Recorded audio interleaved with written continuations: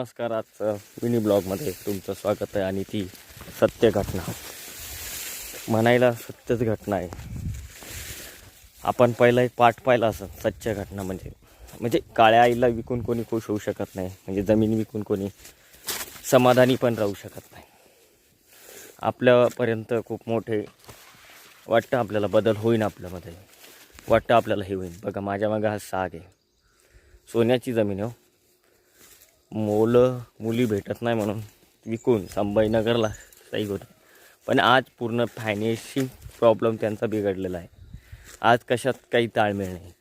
हम इधर के भी नहीं उधर के भी नहीं. खूप दुर्मिळ गोष्ट आहे. शेतकरी होऊ नका पण जमीन तरी विकू नका असं माझं मत आहे. बरेच मित्र आहे काहीतरी करण्यासाठी, काहीतरी बनण्यासाठी, काहीतरी हे होण्यासाठी वेगळ्या गोष्टी घडवून देत आहे.